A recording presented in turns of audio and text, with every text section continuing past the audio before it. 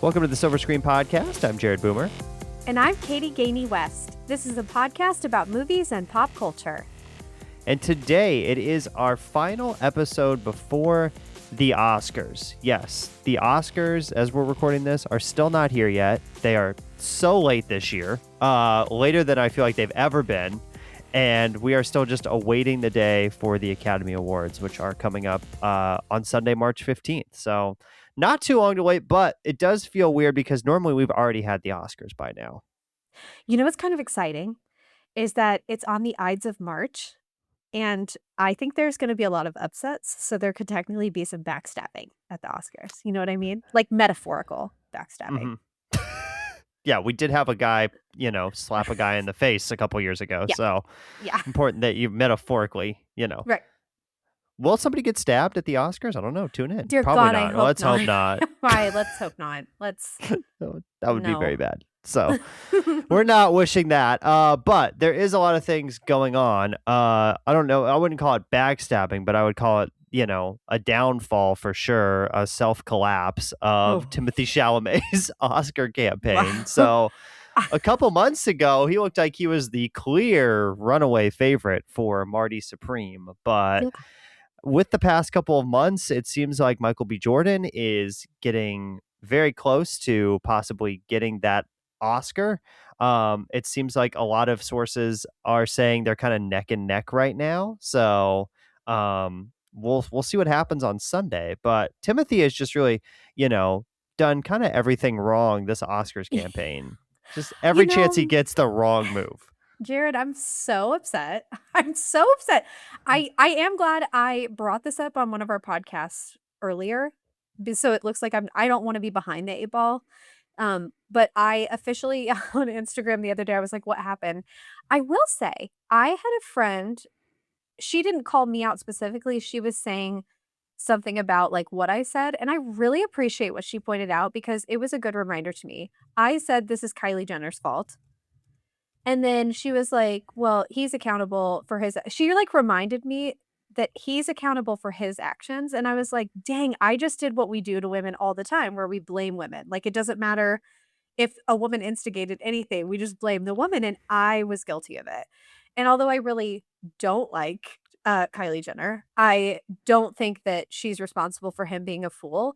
But I just can't believe, like, this guy years ago, and Call Me By Your Name, we were all like, who is this? And he was so, and in Lady Bird, and was so impressive. And now he's like so arrogant and keeps talking about how good he is in speeches, like comparing himself to Daniel Day-Lewis and people who are crazy as hell, but also are really, really good actors and have studied for a long time and have like, been in the industry. And he's like a beginner. And you know what's crazy to me? I think the speeches have become more arrogant. Like the more he talks, the more I'm like, Timothy, sit down, just stop talking. But also he doesn't talk about anything going on in current events. Like, it's okay if you don't want to stand up and be like, I belong to one party. Fine. But he comes from a family that is known for being very educated and very cultured. And his sister is very outspoken about the administration, but also not just the administration. She's very outspoken about education and women's rights and all these other things that impact both America and Europe because of their family being kind of, dual citizens of both.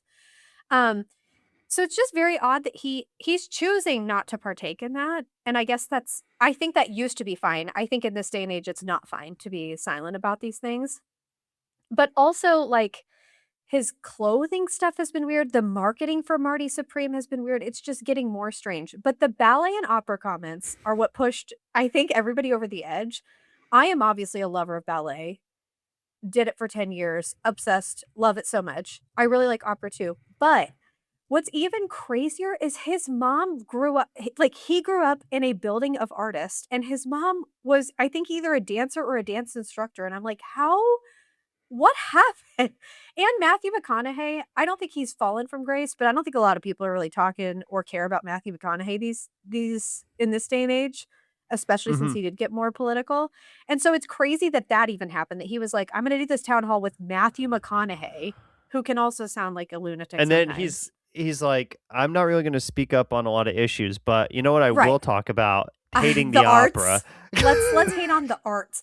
And it also, I don't think he intentionally wanted to sound misogynistic, but it did, because you're talking about predominantly female-led industries. Hmm. Ballet and opera historically have a lot of like female attendance and female participation. Just crazy to me. Like, I don't know a better way to say it, but he has fully given me the ick. I might unfollow him on Instagram. I hope like I do hate cancel culture. I don't really want to contribute to that. But at the same time, I'm just like, you had so much promise and you're young enough that you can fix this, and I really hope that you do. Hmm. Oh, but I Yeah, hope he doesn't win the Oscar. I will say that. And if we know one thing about those Oscar voters, they do not like young, attractive men, because we all learned from Leonardo DiCaprio. They don't like those young, attractive men, and they will not, although Michael B is extremely, extremely attractive. Yeah, I Um, mean, I would say all 5 of these guys in this category all have, pretty good level of attractiveness.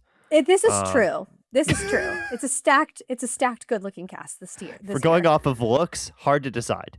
Yeah, but Um, I think it's funny that I had said quietly to just a couple of friends, you included, I was like, "I think Michael B could win this year." And then all this stuff happened and I was like, "Oh my gosh, did I manifest this?" I think he has a really good chance. I think the Mhm. fact that he plays twins in that movie with differing personalities, it's almost like he's doing 2 roles, instead of just one. So I think that gives him an edge. And I think he has to be a little bit more like in his performance, I think he has to act a little bit more. I don't know, that doesn't totally make sense, but Yep. The Timothy you see in Marty Supreme versus the Timothy in real life currently are like basically the same person. Like very arrogant, very I'm the best, I'm coming for you, I'm doing everything that I can to get to the top of my level. Whereas the Michael B. Jordan you see in Sinners versus the actual Michael B. Jordan are very different people. And I think the fact that he just, dedicated himself so much to that role and really, tried to feel the world that Ryan Coogler was creating there as well. And Yep. obviously it's like a vampire story and that could be very cheesy and very hokey if you don't act it right. So I think he has a really good shot, especially after winning. He won the Actors Award, correct, for that role. Yes. So Yes. that's a big one because that body also votes on the Oscars, and that is all of the actors that vote on that award. So I feel like that is almost maybe even Oscar is probably the most prestigious. But in terms Yeah. of what award means the most, I feel like if you're an actor to be voted on, by your peers and they're It's your saying, "Hey, you peers. gave the best performance this year," Exactly. is a very big honor as well. And So, a lot of their peers are on the voting board for the Academy too. So like it is a good predictor. I kind of love the chaos this year. Like I mhm, really like that there's been such variation with these winners, because that man, I don't even know his name. I feel bad, that won the BAFTA for actor mhm, was no one anyone had been talking about this year except maybe in Europe. And it does make sense. Sometimes we see typically more European actors will win in categories the BAFTAs, which makes sense. That's like their own Oscars. But yeah, it's been really interesting. And the more I've heard about Michael B, how he prepared for this role and stuff, or like different things he did with his voice or dimples. One meme, Osaka, she was talking about one of the twins has dimples. He would like smile a certain way to have dimples and the other one didn't. And I was like, that is so meticulous. And I'm so impressed that he did that, because I wouldn't have thought to do that as like a trait, a twin trait. And I am a twin, so bizarre. mhm. Anyway, I feel to like you me, have to root for him just because he's playing a twin and you I are know a I do. twin. And So, I mean, I am in love with him. He is hardcore on my list and has been for years. I'm very dedicated to Michael B. And Michael B, age wise, is more appropriate for me. Let's be honest. Um, So anyway, I'm really disappointed in Timothy, and you won't be hearing a crush alert from me for quite a while, okay. Tony. Okay. So, see what happens on Sunday with that. A couple weeks ago, we did have the BAFTAs, and unfortunately, the big talk of the BAFTAs was not any of the awards that were given away, but was a situation that happened during the BAFTAs where Tourette's syndrome campaigner John Davidson was shouting a racial slur while Michael B. Jordan and Delroy Lindo were on stage. And you can see, if you've seen the video, that Michael B. Jordan and Delroy Lindo are trying to ignore it the best they can, but they're also being impacted by it. And they're not really sure how to respond to the situation. And also the BAFTAs were not really sure how to respond to the situation. And their Their lack of response doing was it no was response. nothing. Yeah. Their lack of doing anything was really the big thing with this story, is that they didn't do anything during the ceremony. They didn't really do anything right after the ceremony. Mhm. Any of that stuff.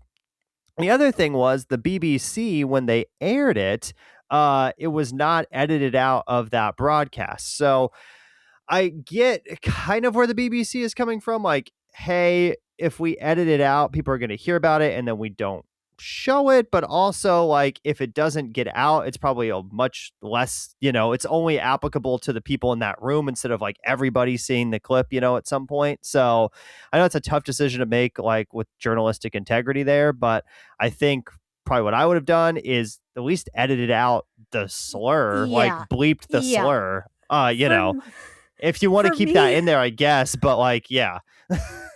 for me, it was like no contest. Like, I obviously hate censorship, but it is wild to me that we will bleep swear words constantly that people say all the time that are just in the vernacular, but we did not bleep a racial epithet that isn't Mhm. even common now and is never appropriate and is certainly not acceptable in any community now. Mhm. But I get how this was particularly sensitive because Tourette syndrome is someone who is differently abled. I get it. I get that it was complicated. Like, well, we have this man with Tourette's, but I also thought, why was he by the stage? Like, if you already know this Mhm. is an issue and maybe a distraction, I would not have sat him there. I Yeah. cannot believe the BBC aired the language. You also, like, when people swear, we know what they're saying or it gets out. We see this at the Oscars every year. People swear in their speeches and then someone types on the internet, this is what they said. Like, even Viola Davis, when Mhm. Michael B. Jordan won that award the other night, nobody knew she was saying Harold. Like, even I was like, she said, "He's shining down on you, Harold." And I had to look up what did she say, and I wasn't the only one. And there were like 12 articles about it and what that meaning was. Um, but there's always people that will take care of that for you. So, like, even if they bleeped it, people would have known what word was said.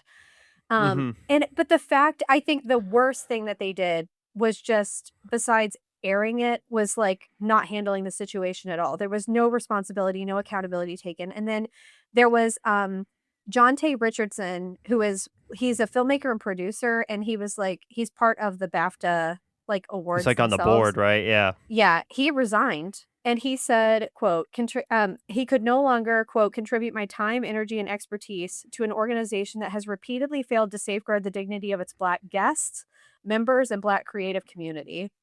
And then he also talked about how this doesn't help disabled communities either. And he's absolutely right. So it was a gross situation. I didn't watch the BAFTAs this year. And I actually didn't go looking for the clip. I only saw the reaction on Delroy Mhm. and Michael's faces. I don't Yeah. want to hear the word. I know the word. I don't need to hear it. But crazy to me. What a horrible situation. So that was Yeah. a real letdown. I think the BBC not deciding to do anything with it, especially when they had, I think it was 2 hours. It was on a 2 hour tape delay, so they had like a couple hours to deal with the situation and figure out what they were going to do. Different if it's broadcasted live. Obviously, probably should still definitely bleep it, but I get live broadcast a little bit harder to deal with. But the fact that this is tape delayed and you had some time to figure out what you were going to do, and they didn't do anything, and then the BAFTAs didn't do anything, is, I think really disappointing in this situation. And also, I feel bad for the winners of that award, which is Avatar: Fire and Ash. They won Best Visual Effects. Because after that, that's the only time I'm going to say that I feel bad for Avatar. But after that happened, they had to go up on stage and accept that award, and I'm sure that was an awkward situation, for them after having that just happen. So, and they didn't really nobody's talking about them winning that award. Everybody's talking about the situation that happened while that award was being presented. So, they didn't really get their full due, I guess, for winning that award. So I just think that it was just poorly handled, really, by everybody kind of involved, all Yes. except for Michael B. Jordan and Delroy Lindo, but everybody Mhm. else that was behind the scenes, involved with the BAFTAs, anything like that, just did not handle this very well at all. So Yeah. Absolutely. also, we do have a couple of celebrity deaths that have happened since our last episode. James Vanderbeek passing away, very beloved actor who was on Dawson's Creek, of course, passed away at the age of 48. That was a couple of weeks ago, that Mhm. he did pass away. But very sad situation there. He had to basically start a GoFundMe for his medical treatment and like auction stuff off from TV shows and movies he had been in to pay for this treatment, and then unfortunately did pass away a couple of weeks ago. That was so sad, and I just feel like I know there haven't been more celeb deaths lately, but it just feels like there's been a lot, and shortly before his death, Catherine O'Hara had passed, which we couldn't remember if we Hmm. mentioned before, and then Eric Dane passed away too from ALS, which is definitely a cause near and dear to my heart, and um, he didn't even have the diagnosis for a year and passed away that quickly, so he did a great job, raising funds and raising awareness about Lou Gehrig's disease before he passed, but it's just really sad, especially not at all like Catherine O'Hara actually was quite young, but James Vanderbeek and Eric Dane were both well under 60. James Vanderbeek was only 48, Hmm. but Yeah. very sad to see people so young dying. And it does seem like even though James Vanderbeek's the only one out of these three, oh no, Catherine O'Hara also had colon cancer. That was the other thing that they or rectal cancer. Yeah, she had a form of Um, cancer as well. Yeah, yep. yeah. So, And so we're seeing an increase in that too, especially in younger people, which is alarming. I think it's good that some of these high profile people, when this happens, there does seem to be an uptick in research and comments about it, which is hmm. good. But super sad to lose them. I was talking to Jared a little before we started, but the in memoriam this year at the Oscars, I think is going to be one of the saddest ones we've witnessed in a very long time. Like we're talking Diane Keaton, Robert Redford, Gene Hackman. That is all within the last calendar year. And none of these people are more important than anybody, your grandma, your brothers, your sisters, real family members, but Hmm. it's just really sad to see the people that we've lost in the last calendar Yeah. year. Yeah. Then they are going to have a tribute for Rob Reiner at the Oscars. Meg Ryan and Billy Crystal are going to reunite and do a tribute to Rob Reiner. And I'm also interested to see if Conan says anything about that as well. Obviously, he Yeah. did on his podcast. He addressed it a little bit on his podcast, but the fact that it happened kind of the night after his big Christmas party, which he kind of got involved in it, even though he didn't want to be involved in it. But obviously, he knew Rob Reiner. And so I'm interested to see if he makes any comment about it on Sunday or addresses that, in any For way. sure. And Conan's really good at that type of stuff. So I feel like if he does do a tribute, it will be very genuine and from the heart. And, we'll see if he decides to address that at all, or if he'll just let the in memoriam handle it on Sunday. Yes. Yep. So we'll take a quick break here on the show. We'll come back. We're going to rapid fire through some movies that are nominated for Oscars that we've watched since our last episode, give you our quick thoughts on those. Get ready for the ceremony coming up on Sunday. That's all when we come back here on the Silver Screen Podcast. And we're back here on the Silver Screen Podcast, and we're going to quickly go through some movies that are nominated for Oscars, but we did not do an episode on or cover in previous episodes. We'll go a little bit more in depth on them now, just talk a few minutes about each one. The first one, the biggest one that we had not kind of talked about, was Sentimental Value. So Mhm. Sentimental Value nominated for a lot of Academy Awards, nominated for Best Picture. And this one really didn't resonate with me, I think, as much as it resonated with you. I liked it, but it didn't have that emotional impact for me. Yes, I completely understand where you're coming from. I'm not even shocked that it didn't resonate with you, and I don't mean that in a bad way. That makes sense to me. I also think a couple things in life had happened around the time I watched it that impacted how I felt viewing it, like with parents, and aging and conversations we've had. And so I think a lot of that was impacting, like, my lens as I watched it, but I did think all of the actors were great. I don't know how you felt about that, but I also Hmm. some because that was I would call that more of an international film. Some of those don't hit with me, and then some of them do, and I loved like, there's a lot I really like about their lifestyle in that movie, that big old house, the traditions they talk about. I don't have a sister, but I related to conversations they were having. I thought, "Oh, I would talk to my brother about this kind of thing," and um, I also just liked the relationship between the siblings because I just thought, like, some of these hard conversations you have to have about your parents or what happens as people pass away and stuff, I could definitely have with my brother, and it made me grateful for that relationship as well. Yeah, I enjoyed it. Again, it just wasn't my favorite of these nominated for Best Picture. I don't know if that's because, in my life, I haven't had to deal with like a parental situation where they're not supportive of what I do and, always have been there for me and stuff like that. Where obviously Stellan Skarsgård in this movie is playing, a guy who is obviously having trouble kind of reconnecting with his daughters. And that's kind of the whole point of the movie. And then, he wants one of his daughters to be in this movie that he's making, but that's how Elle Fanning comes into the picture because she's the actress that's going to play her in the movie. So it's like there's definitely some things there about distance and separation and disconnection as you get older, and things like that that are big themes in that movie. But I would definitely suggest if you haven't seen it, to watch it. I think that, like you said, Katie, the performances are really really good. The story I think was just a little lacking for me. I think some of the writing there and just kind of the overall beats of the story, sometimes I felt dragged a little bit in the movie, but I will say the performances were very good.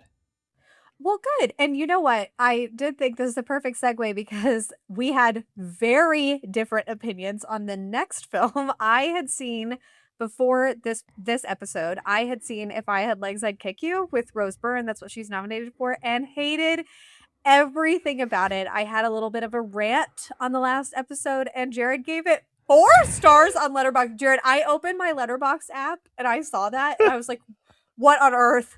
But every year, don't you agree? Every year this happens to us, though, where one of us sees a movie that Mhm. we are just like, Yep. "F this, I hate this, who released this film?" And the other one loves it. So this was our one this year.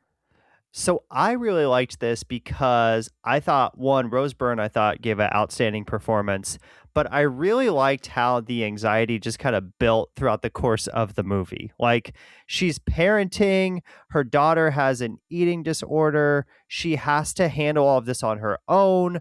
There's her apartment is kind of falling apart. She's having trouble at work. All of this stuff just kind of keeps building and building and building throughout the course of the movie. And I felt like she captured that really well.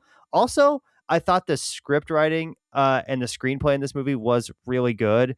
It kind of flashed me back to like some conversations, like, when you have a conversation at work and nothing really gets resolved, and you're like, well, would you just please like make a decision? Like, there's so many of these type conversations in this movie that just feel so natural. Like, Yeah, she's that's talking with fair. somebody and she's just trying to like get to a final resolution, and it just can't happen, whether that be her husband, whether that be Conan O'Brien, who she works with as also a therapist. There's a lot. I think the cast is good in this movie too. It's a very eclectic cast, but it I all knew you would. works. I knew you So would. I was like, "He's gonna love Conan." I mean, I thought Conan was very good as a Conan fan, but I think that overall, I think that grouping of people together worked pretty well. Yeah, Everybody that was in the movie, Rose Byrne, ASAP Rocky, Christian Slater showing up for the last 10 minutes was a little weird. I felt like that that was was weird. too big of a name to like just throw in there with 10 minutes left in the movie. It's Yeah, kind of like, oh, Christian Slater's here. I would have yeah. picked like somebody that was probably lesser well known, maybe to play that role, but. I also felt Uh, so stupid because every time we heard him on the phone, I was like, "I know that mhm, voice." The whole movie, I was trying to place it. Then when he showed up, I was like, "How did I not put that together? That that's Christian Slater, mhm. like that was his voice." I did like ASAP Rocky. Conan, his character, it's not Conan that bothers me. Like that character, I just hate it. I was like, "What a horrible therapist! What an He awful." was really bad. Yeah. It's so bad, and just like I think how Rose reacted to things. I am not at all saying that wasn't a valid response to all the stuff she's dealing with, but I feel like she really didn't even try to, like, see a sunny side. Like, there was just no she was just down in the dumps and just that was it. Or, like, I wanted her to stand up more to her husband. There were things that I guess I just wanted her to do that she didn't do, Mhm. and I think that probably a lot of that was a choice anyway, because it adds to that Mhm. anxiety and that stress you're talking about, which you're right, but And I feel like I didn't with relate to any of these people in any yeah. normal way. Yeah. With the situations that they set up, I felt like she was maybe already at a point where these things had been going on so long that this was just kind of like baseline normal for her. Like this was just how her life was at this point. Now, obviously, the apartment is kind of the new thing that they throw in there to like, so she has to move to a hotel and stuff. But the thing with her daughter, her husband being away, basically all the time, her Mhm. job not going great, things like that. Those are kind of ongoing situations that you're kind of dropped into in the movie. But I feel like maybe her character and maybe, she had the decision to just say, all of these things are kind of maybe the best they can be. And I'm just going to try to survive and get through this kind of day after day. And I think that's where some of her, alcoholism comes through in the movie. Other things that she's doing as well. So I Yeah. really enjoyed it though. I thought it was really good. I don't think I'll ever watch it again. It was very You anxiety couldn't inducing. pay me to watch it again. I regret But watching it the first time. so very different thoughts. I think you just have to watch it and decide for yourself if you Yeah. enjoy it or not. Yeah. So that's If I Had Legs, I'd Kick You. Next up, another film nominated for Best Picture. That is The Secret Agent. We both just watched this one. This is, I guess, kind of a thriller is how I would describe this one. Mhm. Lots of stuff going on in this movie. I think my main thing with this movie is that I felt that it was way too long. I thought the performances were good. Wagner Moura was very good in the lead role, and he's obviously nominated for Best Actor, so I think that's deserved. And I felt like the story was a little confusing at times as well. Yes. I was trying to follow where everything was going, and I just struggled with that. Totally agree with everything you're saying. In fact, I don't know the last time I'm like everything you're saying, it's like you're taking it out of my brain because I watched it. Jared and I both watched it within the last 48 hours. I did think it was too long. Now, okay, the opening scene, I was like, "Oh wow, we are getting into it." Because there's a Hmm. dead body. Like there's immediately something crazy's happening. And then almost right after that, it just slows down.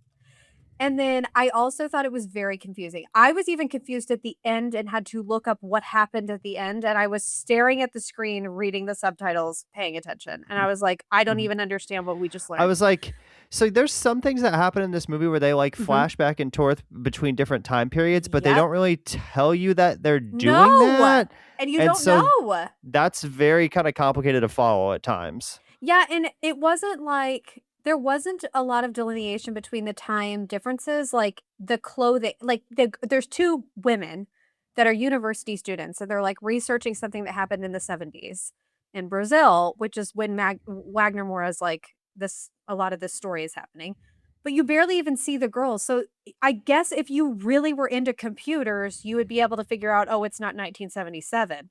But other than that, there's nothing to give away. We're in a different time period. These people are unrelated.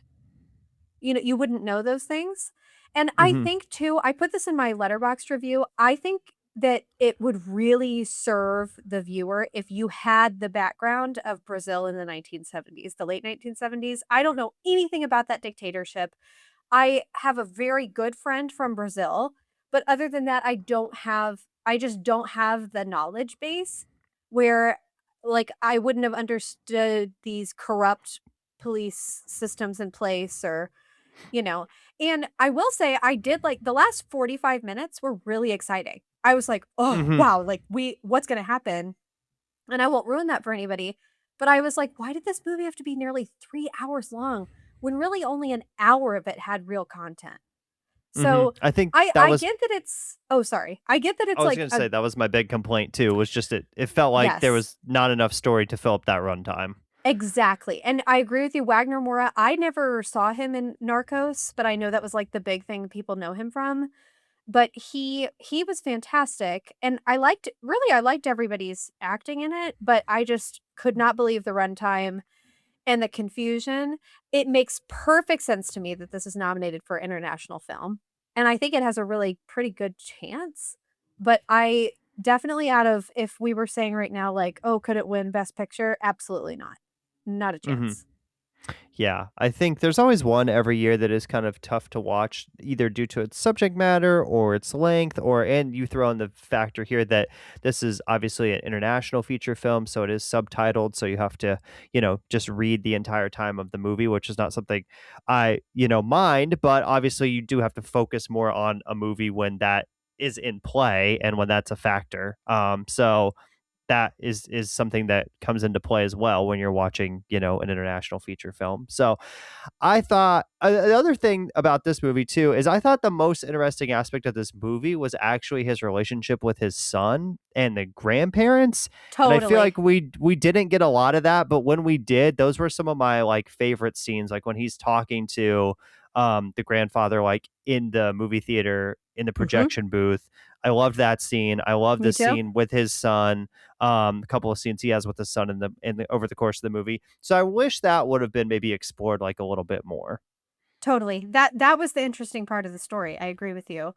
Mhm. Um, I did like one other compliment to the film. I did like how they made Wagner look completely different in like that was the one giveaway where I was like, "Oh, these are different times," was what they did with his Mhm. hair.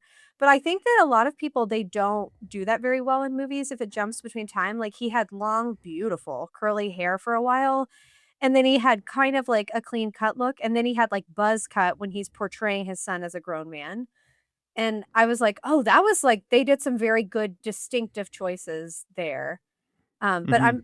I'm totally with you, Jared. I just wow, I had a hard time getting through it. And only I was so intrigued in the last 45 minutes, but I was like, I wanted to turn this film off before we got here. Mhm. I, Yeah. like, almost fell asleep watching it yesterday, Yeah. like, Yeah. Sunday afternoon. And then I finished it this morning. But Yeah. like you said, last part's really good, and the beginning is really interesting. Okay, this dead Mhm. guy at a gas station. Are we Mhm. gonna explore that?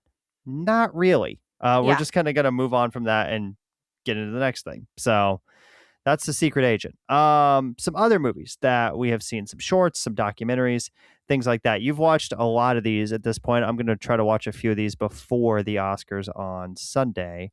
The Yes. first one is Mr. Nobody Against Putin. Yes, all of these, I can just give you my pitch on, like, what I Okay, thought of yeah. them to keep it to help people, but I am really proud. I do wanna point out at the end my stats because that's what I'm actually proud of this year. Okay, Mr. Nobody Against Putin, it was a good film. I would say it's a good film, not a great film, but it is I love the teacher, and if you come from a family of teachers or you really support teachers, this is a powerful film. I have friends that have been displaced and colleagues from Ukraine because of the war with Russia. So this mattered to me, this content mattered to me, and I love that this man, his name is Pasha, is like fighting Putin in this film. He is doing all sorts of things that could get him murdered, quite honestly.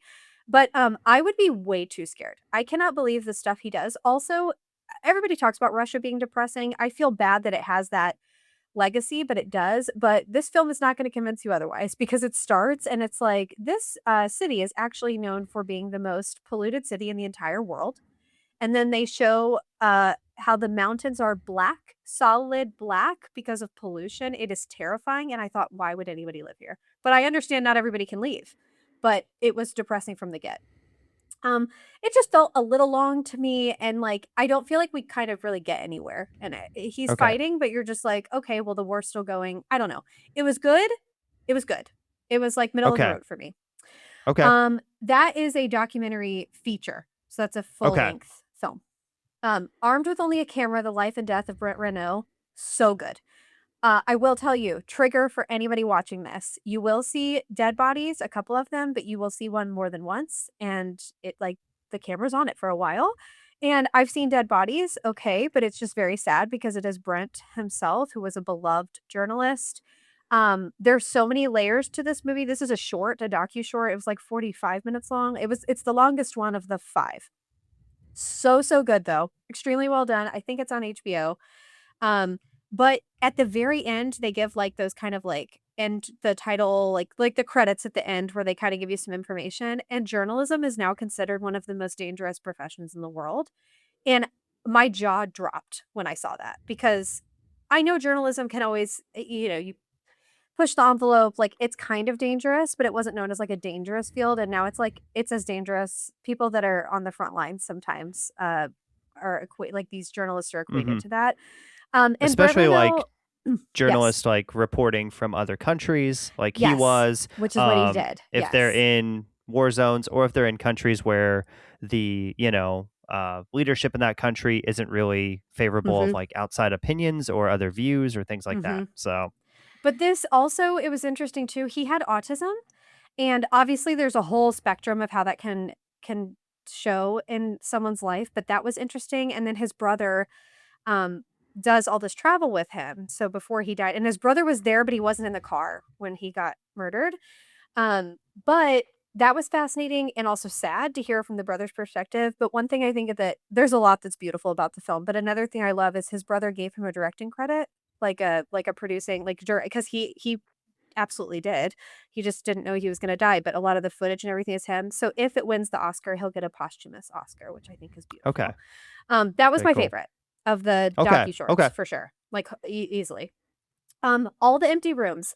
This is a hard watch. It's on Netflix. It's 35 minutes long. It's not as difficult as I thought it was gonna be, though. I thought this movie was gonna end me and I would have nightmares. It is about school shootings. So if that's something you don't feel, equipped to watch, then please don't watch it. But it is, again, only 35 minutes. But what I love is it actually gave a really beautiful perspective of journalism. There was a man, his name is Steve something. He's the main person in this. And he was known on, I think, CBS for doing all of, or ABC, I don't know, for doing all of these lighthearted stories. Like, he was their go-to guy for, hey, it's the end of a heavy news hour. We're gonna have him do a happy-go-lucky story. And then suddenly all of these school shootings started, and he took it upon himself to be like, we have to talk about this. And so he's like, I can't be the lighthearted guy anymore. I need to talk to people. Like, I need to be a journalist. And so he goes to some empty rooms of the kids that have been killed in school shootings and talks to their parents, and he and another man photograph the room and give the parents a book, like a keepsake, so that eventually if they ever get rid of their child's possessions or repaint the rooms or whatever, they have this keepsake. Beautiful. So there's actually a lot of, like, kind of hopeful moments in it, and it just wasn't Mhm. nearly as heavy as I thought it would be. Like, they don't show the I thought it would be an endless loop of videos of the kids and photos of the kids, and that I would just cry so hard I threw up, and it wasn't that heavy. So, if that helps. I Okay, hope I'm speaking with sensitivity here, but that was a good one, and it is a serious contender to win. Okay, okay. The Devil is Busy. This one I think is on HBO too. This one was good. It's controversial subject matter. It's talking about, basically an abortion clinic. But the woman that is the main character in it, her name's Tracy, I want to say. Her story is heartbreaking. I won't ruin it for you, but it has to do with this clinic. Like she has a history herself, and basically her working there is like penance. She thinks she's like serving penance basically for her life before she started working here, which is so sad. She shouldn't feel that way. Obviously, it's a controversial topic because of the subject matter, but what was amazing to me, she talks about these guys that stand outside this clinic every day and like yell at these women who have been raped or abused. Like, some of them are pregnant out of incest and rape. You know what I mean? So, but they yell at them and blame them. So they're white men yelling at women outside this clinic for a lot of things that probably white men have done to them. Do you know what I mean? So Mhm. that's hypocritical in itself. But then Tracy, who's like narrating this whole thing, she's the security guard for the clinic. She even talks about one of the men and says, he actually is a convicted felon. And she talks about his story, and it is truly insane. And the fact that this man's out here thinking he could spread the word of God and tell these women what to do and what's right and what's wrong. When you hear what he's done, crazy. So, fantastic documentary. And I think it was like 35 minutes. And then Alabama Solution. Jared and I both watched this. This was a hard Mhm. watch. This actually, to me, might have been the most upsetting one to watch, because this is something that plagues America in particular. We are horrible to incarcerated people. The thing I cannot get out of my head, Jared, I'm sure you'll remember what I'm talking about, is this man who is like a civil rights activist. And yeah, he's done some bad things, but also keep in mind a lot of people are also falsely imprisoned. He's in solitary, and in his toilet, they showed 11 dead rats floating in his toilet. And then there's live rats that he catches every single day, and I just think, like, no matter I would say 99% of the people, no matter what you've done, that shouldn't be the condition you're living Hmm. in, especially in Yeah. America. So, I'll let you speak to what you thought about that. I do think that one was a really good watch, and that's a documentary feature, so that's another Mhm. full-length feature. The other ones I talked about were Yes. shorts. Yeah, that one was really interesting to learn about the prison system and kind of what goes on inside prisons because we don't see that. We just see the exterior. We never really see the interior. And so I think to have these inmates tell their story, I also really like how this documentary it's a lot of cell phone footage. In fact, probably 80% of it is, if not more, is cell phone footage that these inmates have taken while they're in prison, or they're just doing like kind of a talking head to the camera, and they're getting interviewed, but it doesn't have like a narrator at all. It's not kind of telling you which way to think about certain things. It's just kind of giving you the facts about what has happened and what these inmates are living through in their current situation. So I found this one really, really interesting. I feel like I learned a lot from it. I felt really bad for some of the people that were in prison because they've, gone up for parole multiple times and have been denied. And it didn't seem like to me they were doing anything that, particularly hurt them at all for their parole hearing. It seemed like they obviously have horrible living conditions, but a lot of the guys that were in prison are, obviously, like you said, they've done things, but they're good human beings on the inside. Maybe they've made a mistake or two along the way, but they're trying to write their life and become better and try to help other people that are in prison as well. I thought it was Yeah. really interesting, the one guy who was trying to kind of educate people and tell them about their legal rights and all of this type of stuff, trying to do that while in prison. And I also thought how they had a little network of, there was like one guy in each prison who was like the lead guy for that prison, and they would all kind of talk to each other and try to figure out what was going on. And then they had like, they went on strike at one point to basically say they were not going to do labor until conditions improved, and that didn't turn out very well. So very interesting, from a perspective that I feel like we just don't hear a lot about. So Agreed. I it was so well done. I'm glad you mentioned the footage too, how they captured it, because it was legitimately dangerous how they obtained all of this footage. And also, man, I did know. I've read about prisons and I've seen other documentaries about stuff like this. I do know that overdoses and drugs are a huge problem, but it was so sad to see people overdosing on that footage, like constantly, just like every day, and no one's helping them. It just makes me really, really sad. But that mhm. was a good one to watch. And then I did wanna say I did see all of the animated shorts, and I saw all of the live action shorts, so there's 5 in each category. We have a local theater, a lot of theaters do this too. I think Jared and I mention this every year, but if you all are interested, a lot of places locally where you live, if you're in somewhat of a big town, they will show they might only do it for a couple days, but they'll show, like, these so you can go see all 5, and typically, at least for the live action shorts and the animated shorts, they're usually under 2 hours. So you go for, Mhm. like, 1 day and you can go for 2 hours, so, like, watching a regular film, and then go for another day. So that's how I saw those. So I've seen all 5 out of 5 on those. The ones I wanted to mention, I won't talk about each of them, but Retirement Plan, I absolutely love. That was my favorite, I think, animated short, and Donald Gleason is the narrator. And when he first started talking, I was like, "That's him." And it was really good. It's basically saying like, "Hey, I'm gonna do all these great things when I retire, but how you're not guaranteed to retire, and you're Mhm. also not guaranteed to live long in retirement, and so you shouldn't put off those things." And Okay. then, I also really liked The Three Sisters, which was a great animated film. It was these 3 sisters who live on an island, and basically, like, people will stumble upon their island for to stay at, like, their house, like it's an Airbnb, and some funny things happen, that's all. Okay. And then the 2 other ones I wanted to mention, these are part of the live action shorts.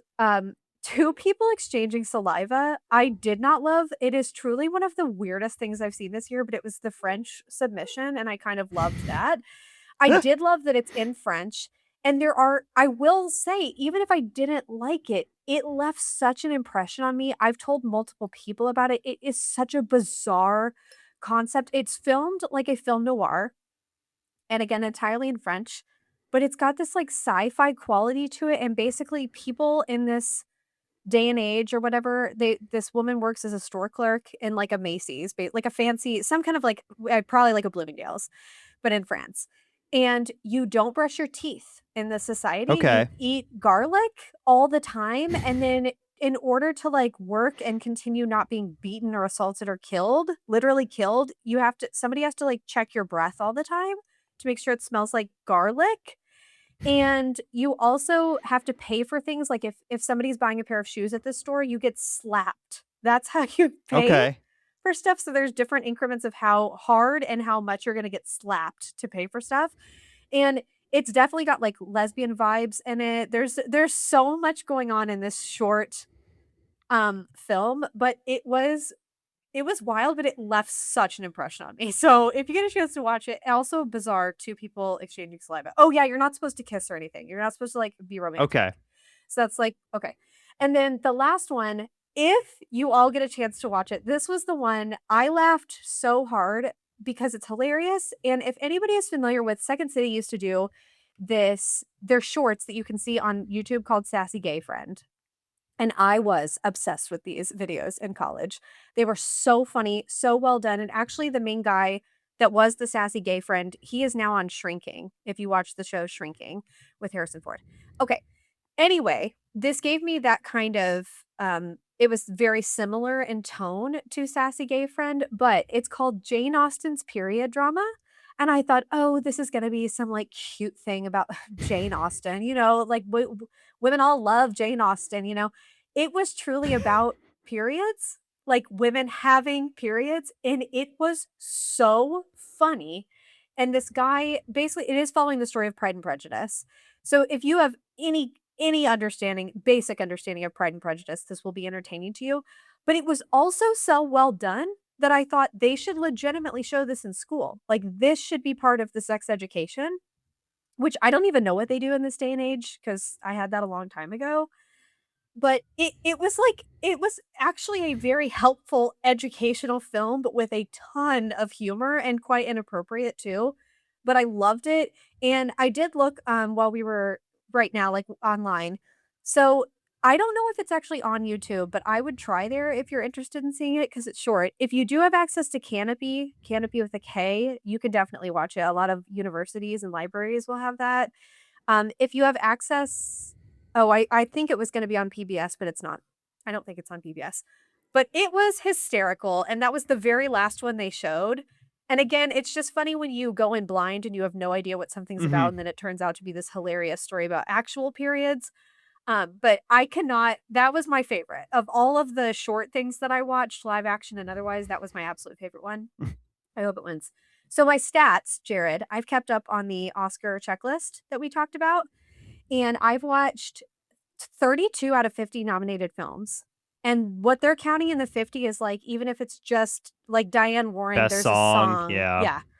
So, 32 is actually quite good out of 50 because, like, there are certain things I wasn't gonna watch no matter what. Avatar, not gonna do it. Certain ones. But, I've seen 3 out of 5 documentary features, like full-length features, 3 out of 5 documentary shorts, 3 out of 5 Mhm. international feature films, 5 out of 5 animated shorts, 5 out of 5 live action shorts, and a total of 32 out of 50. I didn't work hard on the animated features this year, I'll tell you that. I only saw K-pop Demon Hunters because I feel like that's gonna win, and it's all I've heard about this year. So I just thought, I don't need to devote my time to watching all the rest of the animated ones. Yeah, But that's where Zootopia I 2 is stand. pretty good, but, Yeah, I saw that, so I yeah. know, cause you really liked it. The only reason I didn't watch that is I hadn't seen Zootopia 1, and so I thought, "Well, I'm Okay. not gonna watch 2 without the background of 1," but I do think this is the most I've ever watched leading up to the Oscars. I don't there's no way I can do this every year because it was Mhm. just it's been, like, a 24/7 on my mind, so I'm glad that I'm as caught up as I'm going to Mhm. be before Sunday, but that's where I stand right now, and thank you for going on this journey with me. I think, if you want, like, some locks for your Oscar ballot, if you're filling out your Oscar ballot and you're like, "What can I pick that I is definitely going to win?" Tell I me. would say a couple of categories for you. Paul Thomas Anderson winning Best Director feels like it's done. We don't even need to kind of give the award out at I this think you're point. right. I think you're right on that one. Jessie Buckley winning Best Actress She is will. done. I think that's the lock. To me, Yeah, that's if a you're big betting $1 lock. million, that's the only one you should be like, I am confident. $1 million. Yeah. Yeah. And then I think if you want some other ones, K-pop Demon Hunters in Best Feature Film, but also Best Song for Golden. Yep. I have pretty strong feeling that it's going to win both those categories pretty easily. But what about the Miles Caton song from Sinners? It's very good, but I still don't think it's probably beating Golden. I don't know. I don't know. You might be right. You might be right. But I just feel like that could be the upset. But I could be wrong.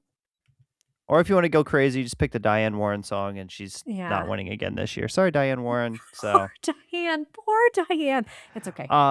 We also think that Marty Supreme will probably not get much of anything because it's kind of gone by the. Nobody's really talking about it now. Months after it came out. Timothy isn't the only. We briefly touched on it, but Timmy is not even the only controversial thing. Like, there's been controversial stuff with that campaign and the guy that produced that film. Like, that I don't think. I think the only thing that could win is Timothy, and I now don't feel confident about him winning. And I think the really interesting thing here is, it seems like Best Picture is probably going to go to one battle after another, but I would feel this is probably one of the closer Best Picture races we've had in a while. And I think as you watch, if you keep an eye on what's winning other categories, like is Sinners winning a lot or is One Battle After Another winning a lot, I think that will give you a good indicator of what's going to win Best Picture. So if Sinners is winning all the kind of technical categories, screenplay, things like that. If Ryan Coogler for some reason wins Best Director, then I think Sinners is a lock to win Best Picture at that point. So, however, keep in mind, Sinners is nominated for 16 things, so the likelihood of it winning a lot is also high because of the amount of things it's nominated for. Yeah, but I'm excited. I'm actually very excited about the race this year. There's a lot of years where I hate the front runner or I love one movie and it's not the one they're talking about. And this year, I feel pretty hopeful about a lot of them. Like, I don't think I'm going to walk away being angry at the Oscars this year, which is cool. No, and I feel like last year it was just like so like locked in. Like everything was just like before they even awards started. Like Anora's winning Best Picture. Anora's winning Best Director. Adrian Brody's winning. Kieran Culkin's winning. Yep. Zoe Saldana's winning. Like all of those were like locked in before the show even started, and there was basically no race there. But this year, other than Best Actress, there is definitely a race in all of those other categories. So, yep, I think Best Supporting Actor is really interesting too. That's kind of feels like it's just a toss up at this point on who's going to win that category. So, but I'm excited, and I don't know, like, I think I'm glad we did an episode before. We don't always do this, everybody, where we get to do one right before the Oscars. It's because it is so late this year, but I feel very informed. I'm excited to watch it. As long as people don't scream racial epithets. If Timothy wins, as long as he doesn't say anything in his Oscar speech, I think we're going to have a good show. I think so. I think it'll be good. Yeah. So we will, of course, be back with our recap after the Oscars are over. We'll talk about everything that happened during the night. Katie will fill you in on her best and worst dressed. I can't wait for that. There'll be some big moment, of course. I always have a best dress that Katie thinks is awful, but I was like, I thought it looked okay. And I have no sense of fashion whatsoever. Do we want to, my last prediction question, do we want to make a prediction about what colors we think we're going to see on the red carpet this year? Okay. I'm going to say this is a year for like mint green and also like light pink. That's going to be my prediction. Oh, I'm loving that, Jared. I want there to be pink. I'm going to say, I'll say two colors too. I think we're going to see yellow tones. And I always want red. Like I always really want red. Okay, I'm gonna actually go with some blue tones. I'm gonna go yellow and blue. Okay. So let's just see what happens. And those are our predictions. There you go. So we'll be back when the Oscars have been completed, and we'll recap everything and fill you in on what we thought. And it's always a fun episode, the Oscars recap episode. Until next time, we'd like to thank the Academy.